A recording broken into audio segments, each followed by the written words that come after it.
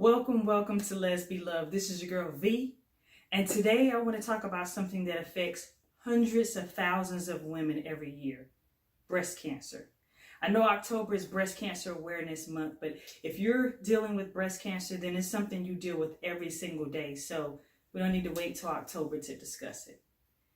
My guest today is Dee Manuel Cloud. She's an amazing life coach and two-time breast cancer survivor. So I'm going to let Dee introduce herself.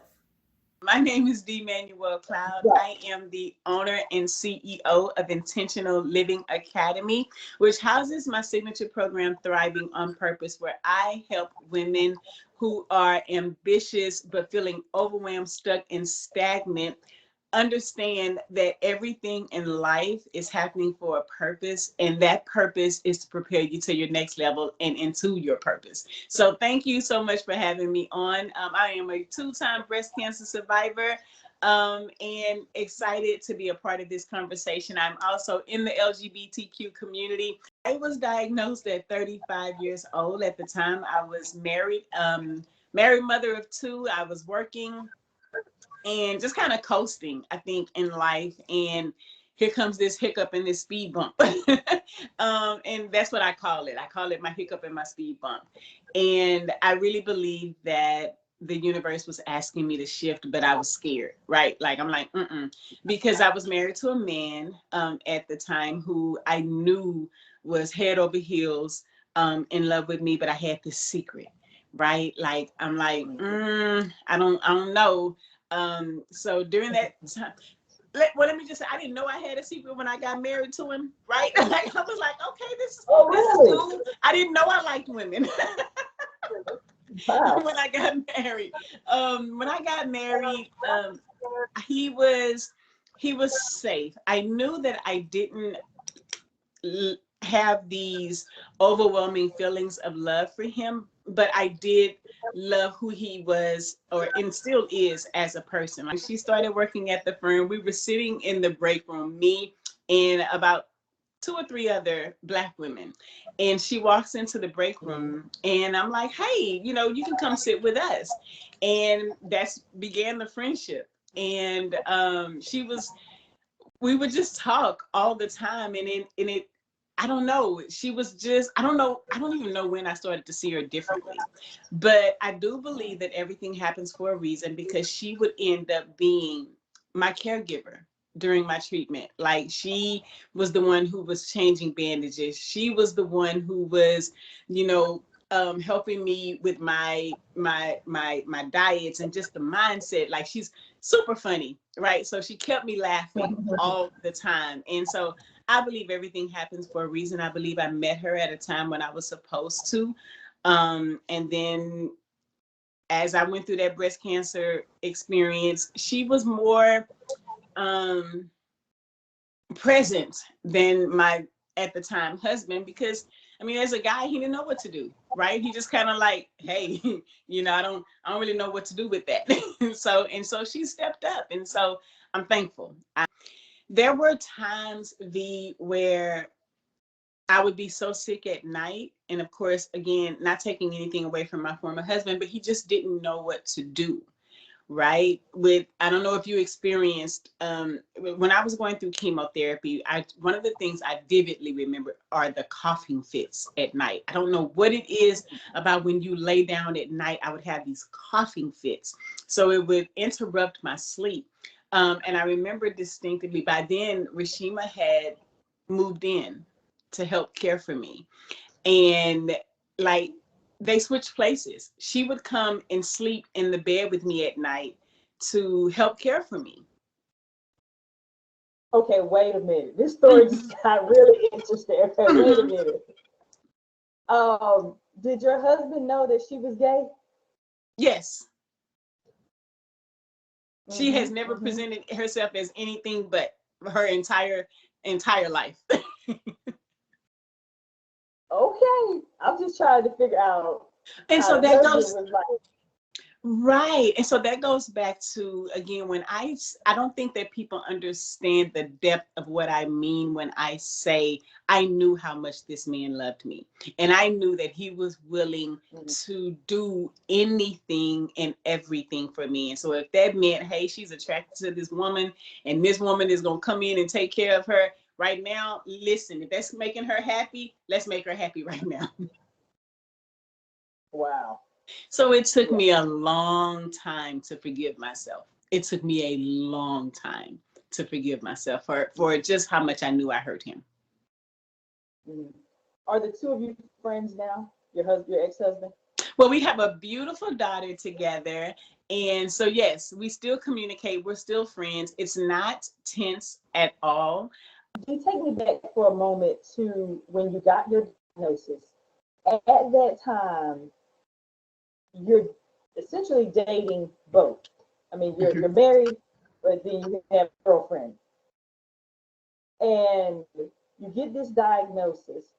What did each person like? How did they respond? Oh, let's see. I remember when I got the diagnosis, he went to the doctor with me. My former husband did. When oh wait, I gotta back up. So when I first got the lump, the next step is your biopsy. So I got my Mm-hmm. biopsy, and we were waiting on the results. But in the between me having the biopsy and me getting the results, Rashima and I went to the Bahamas. You went on vacation? It's like, listen, ain't nothing I can do about that until the results come back in. Let's go on vacation. So I went to the Bahamas. Now, what's With interesting her? about that story, V, is we get to the Bahamas. We're in the cab from the airport to the resort, right? Mm-hmm. And the cab driver shares with us, mind you, I'm waiting on my results, my biopsy results. The cab driver shares with us that his wife had just recently passed away from breast cancer. Oh no. He didn't know anything about me or my situation or any of those things. I believe that, and I'm a firm believer that God gives you what you need when you need it, right? Mm-hmm. And I know that I remember thinking in that moment, okay, I have I have to win. I have to boss up. If this is breast cancer, I have to boss up because I have these kids and I have all these people who are waiting to see how I'm going to handle this situation if it's breast cancer.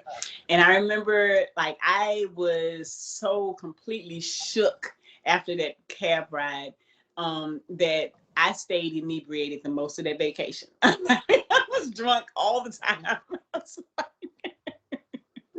I'm just like, give more rum punch, please. More rum punch. Keep it coming. um, and so when we got back and I went back for my appointment to get my biopsy results, my former husband went with me.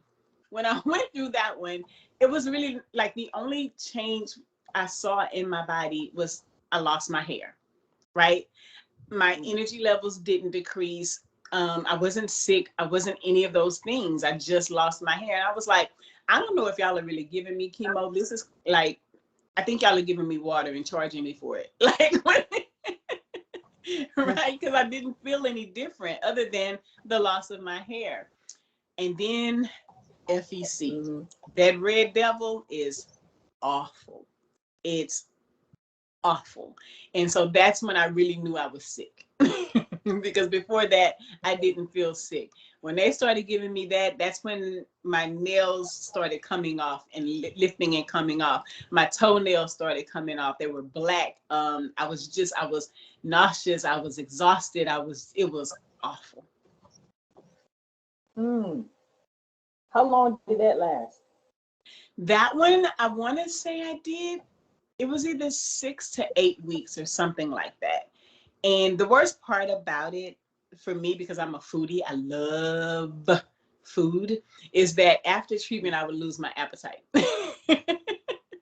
And so I would go like 2 days with absolutely no appetite. But trust me, when it came back, I made up for it. So I I remember after the first treatment of FEC, because I had this false sense of security from tamoxifen or tamoxifen, whichever one it is. I had this false sense of security that everything would be fine. So many of my treatments, my chemo treatments, I went alone, right? Like I realize now I wouldn't allow people to be there for me. Like I'm really taking on this superwoman um, narrative that as long as I boss up and I present myself as strong, I present myself as powerful, I present myself as someone who's got this, then everybody else around me is going to be fine. When my hair started falling off, at the time she was 5, I gave her the clippers and said, here, shave it off for mommy, right? And she loved it because it made her a part of the process. And then she didn't have to ask what mommy happened to mommy's hair. I shaved mommy's hair off. So it really, she was proud, right?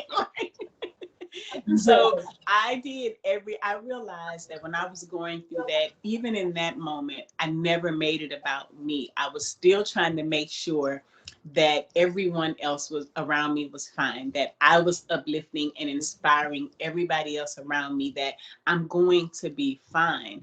Now, I don't say that to like give myself clout or anything. I say that so that other women watching won't do that. Don't do that.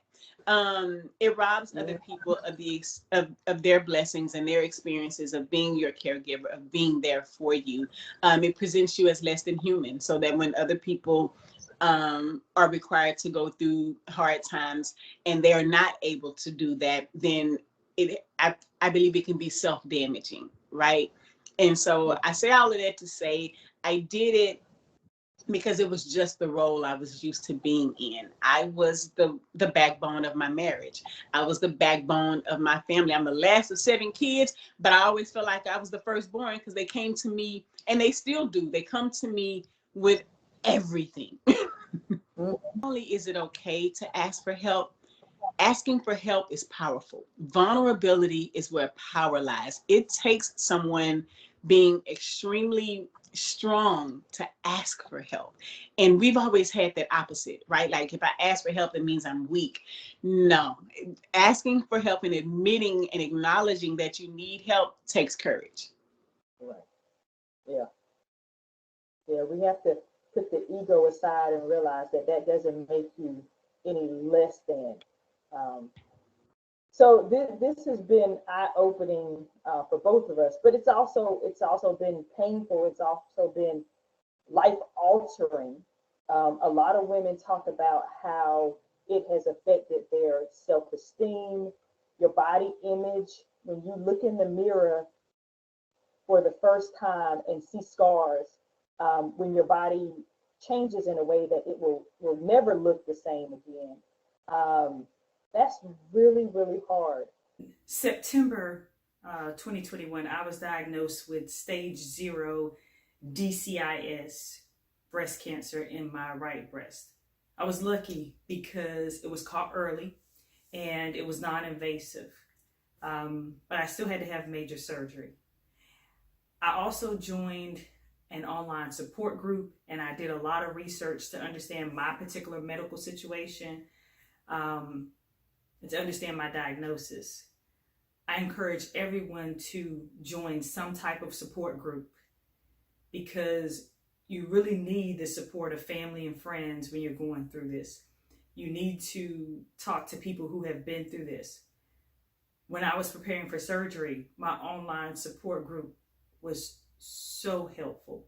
They talked to me about things that I would need before and after healing. And I continued. My surgery was just 3 months ago, so I continue to lean on them for support. And it's crazy the things that you don't even know you need until you're in that situation. But some of the women in the support group talked about how breast cancer is something you go through as an individual, but it affects your entire family. So for the women who were married, suddenly their husband had to spend more time not only taking care of them, but taking care of the children and doing household chores that he wasn't normally used to doing, things that she would normally be able to do. I myself was on a lift restriction. I couldn't vacuum. Um, when you're going through that, you have drains coming out of your body and scars and stitches internally, externally. Um, your movement is limited. I slept in a recliner for 2 weeks. So support, one word, support. You need it. You need a village. After my first diagnosis, I remember distinctively asking the doctors, is there anything I should do differently, right? So mind you, I got out of that first one with like a little 2-inch scar. And I was able to get back to life as normal, right? No real big body changes. And at the time, 35, when they presented me with my options, I'm like, hey, let's go with the lumpectomy. I'm 35. I want to preserve my breast if I can, right? And then it came back. And so then it was time to do radical things, which means going in and doing a complete removal of the left breast, which was the affected breast.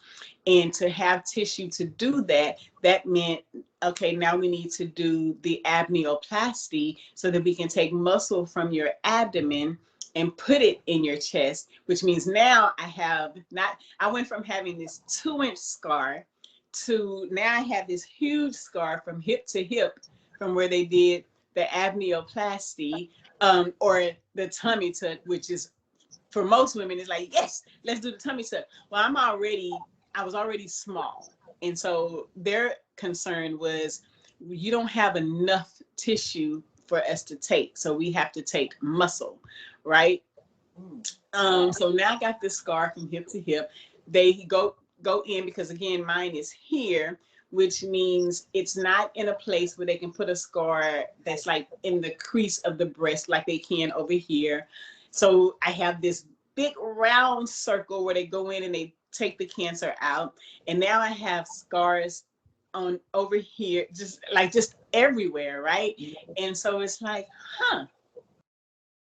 you go to the mirror and you look at yourself for the first time when you're and now after this surgery, because I didn't have enough tissue, they sewed me up so tight that I couldn't stand up straight. Oh my goodness. So I literally could not stand up straight. I was just, because we're doing what we have to do. And I remember it put so much pressure on my back because I can't stand up straight, right? So Rashima is having to, again, this woman comes in, she is literally having to bathe me. If I go to the restroom to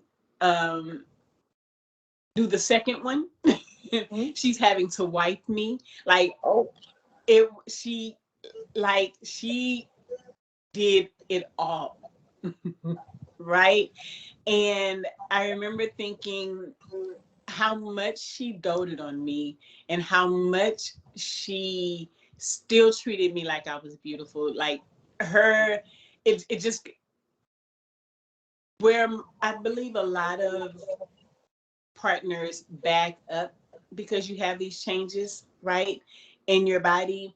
She just seemed to lean in. And she was more loving, more affectionate, more supportive.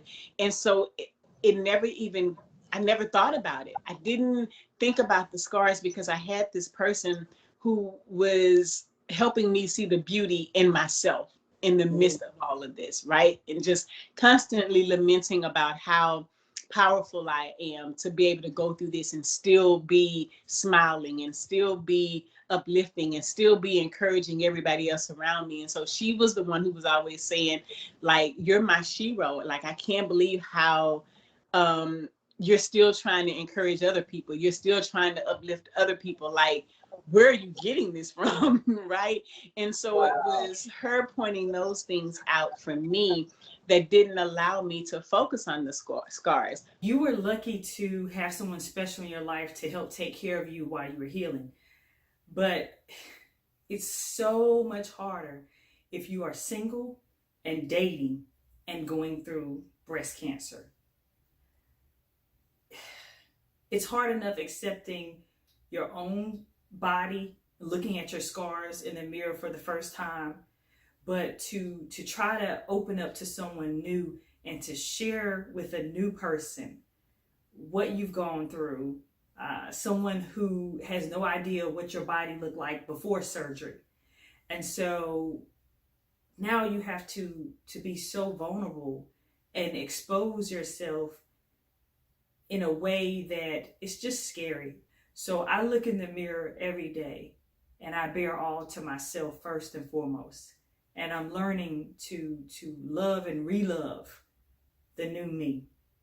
And so that's why I encourage ladies, and especially by way of example, yourself, and you're single and you're out on the dating scene, right?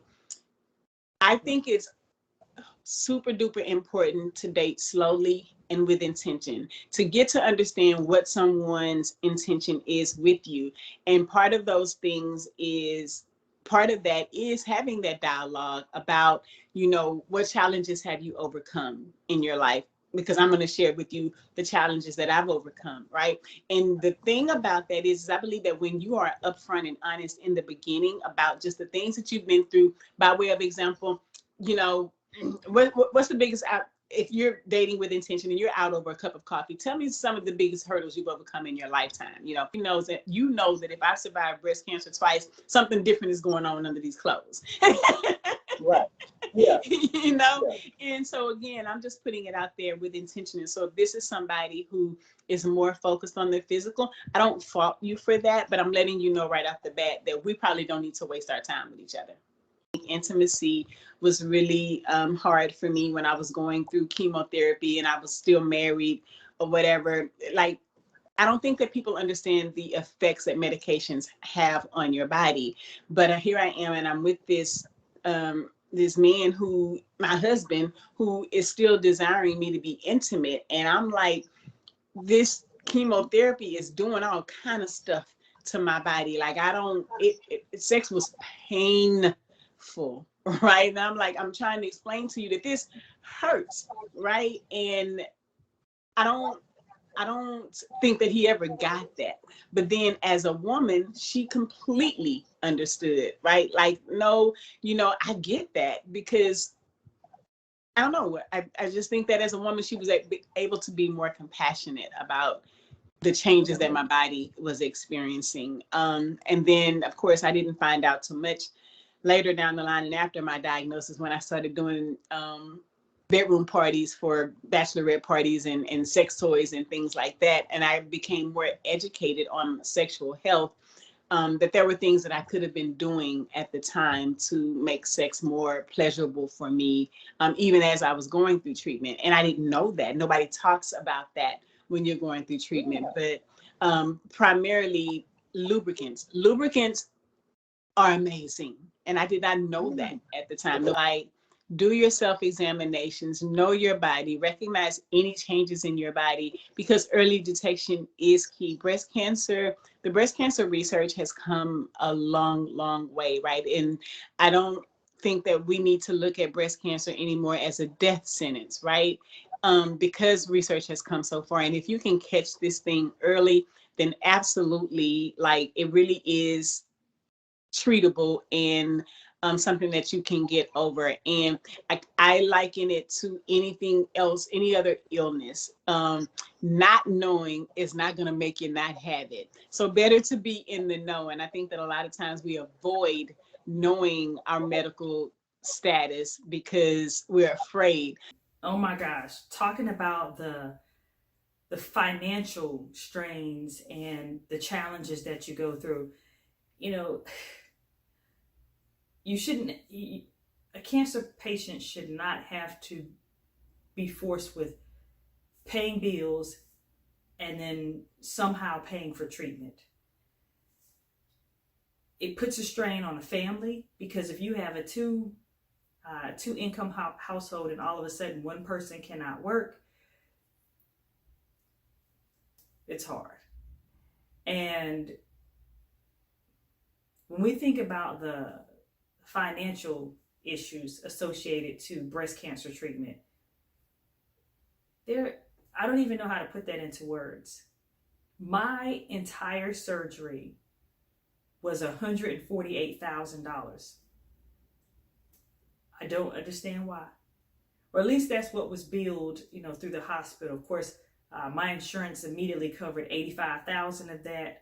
And then I don't really know what happened to the rest of it. Some of it was written off and the rest I have to pay. So I am on a payment plan.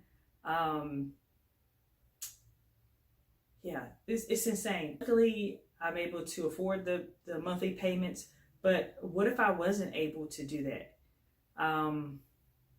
Dee, talk a little bit about maybe if you know of any financial resources or suggestions. And if anyone else watching this video has any helpful financial information, please type it in the comments below so that we can share with other people going through this. I met a dope oncologist. Her name is Dr. Monique Gary. She's a Black woman, and she is part of Touch, which is the Black Breast Cancer Alliance group. And one of the things that Dr. Gary is very passionate about, and I absolutely want to share here, because I think that we need to get this message out, especially for Black women, is that they need more Black women to participate in clinical trials. And so when you start thinking about the cost of treatment, I do think that that's one avenue, right? If more of us signed up for clinical trials, then that not only could it offset the cost for you, but it can also advance medical research in breast cancer when it comes to Black women, because we're diagnosed at a higher rate. We have a higher death rate, right? And I believe that more, especially when it comes to triple negative, I've been reading more and more that Black women are more affected by triple negative breast cancer, which my understanding is a lot more aggressive, right? And so the more research we can get with regard to connecting the dots for triple negative breast cancer and Black women, the better. So the more Black women that we can get to sign up for clinical trials, the better. I think that the struggle is that in the Black community, we don't tend to trust the medical industry, and for good reason, right? We don't trust big pharma. Anytime they say, what I suggest to other breast cancer ladies who are going through treatment or whatever treatment plan they come up with, whatever surgical plan they come up with, whatever they are telling you to do, a simple why is good enough. And you keep whying until you get to a place where you've reached where, okay, that makes sense with me, to me, my spirit is complete with that answer. I have peace with that answer. But why them to death? We're going to do X, Y, Z. Why? Yeah, definitely. Why? And do your own research. I mean, you can read medical journals. When they give you a diagnosis, so mine was DCIS. Immediately, I started reading. What does that mean? Post-cancer, I'm now 14 years in remission.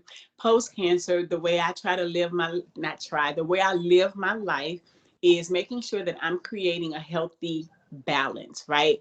I've changed my diet to incorporate lots of foods that I don't like, that I've now grown to love. The superfoods. I juice daily to make sure that I'm getting enough of the superfoods in.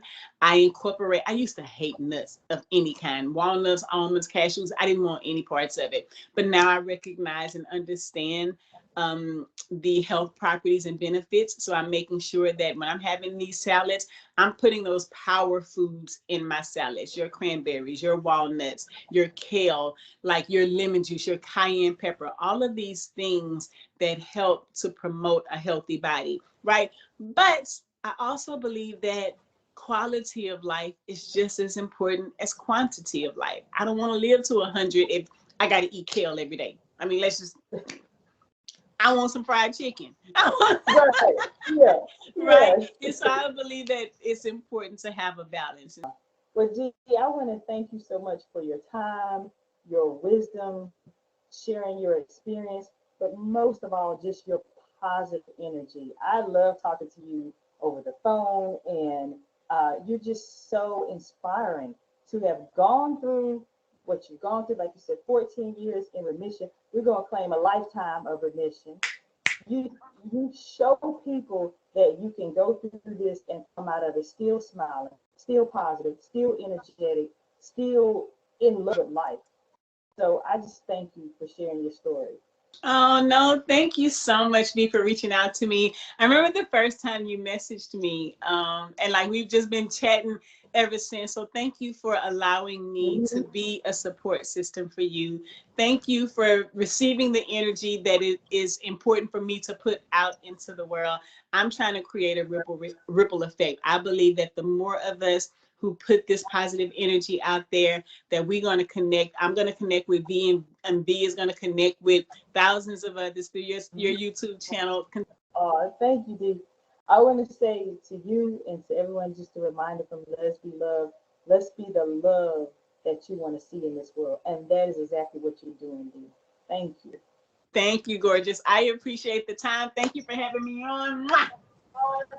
Mwah.